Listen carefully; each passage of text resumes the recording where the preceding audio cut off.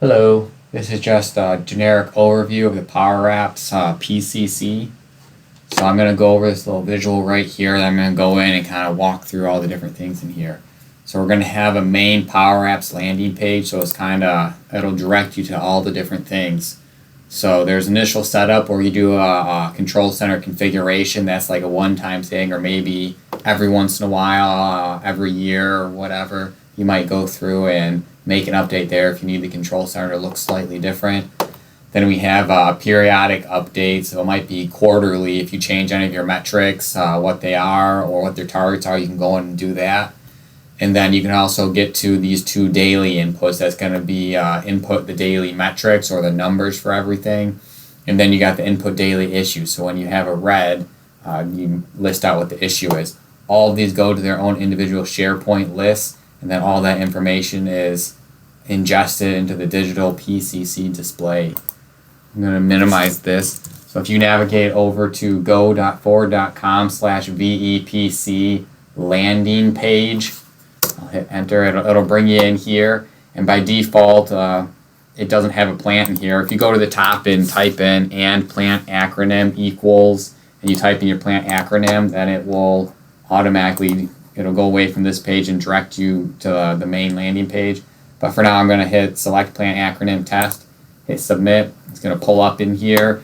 We talked about the CC config is down here. The edit metrics is here.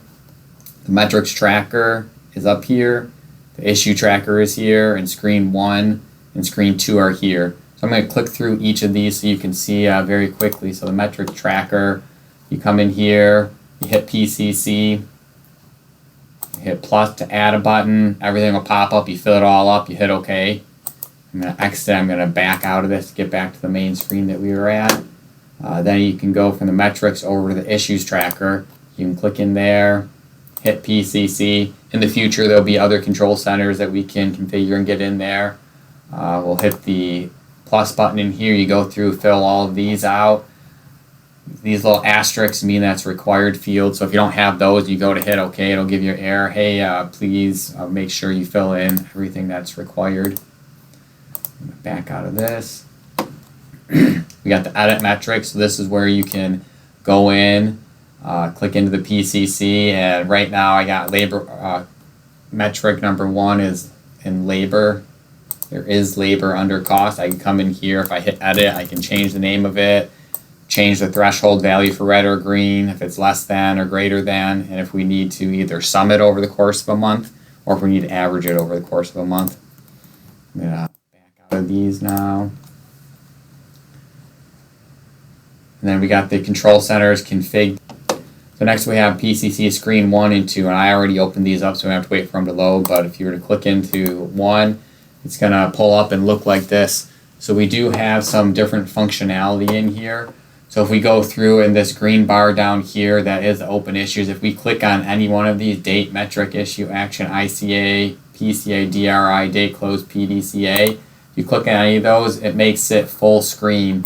So I can do that on any one of these. It'll make it full screen, makes it a little bit bigger. Same thing with the calendars. If I click on the headings of any of these calendars for the safety up here, and you'll see when I click it, it'll slightly change color to say, hey, yep, it was clicked on. It'll blow it up so you can see the numbers easier. Also note that there is this little key down here.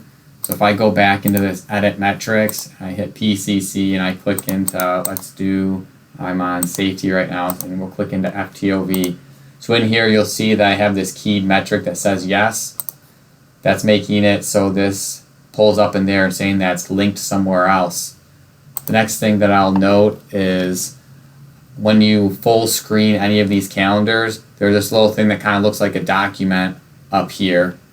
So what that's doing is it's related to this URL for opening PowerPoint for metrics. So I'm in the edit metrics, and you come in here, and if you click into the first metric number 1 on any calendar, you can go through and put a link in here. I just generically put Google in here, so if I click this link right here, it'll open up and bring me to Google. But you can link to whatever you want for backup documentation in here.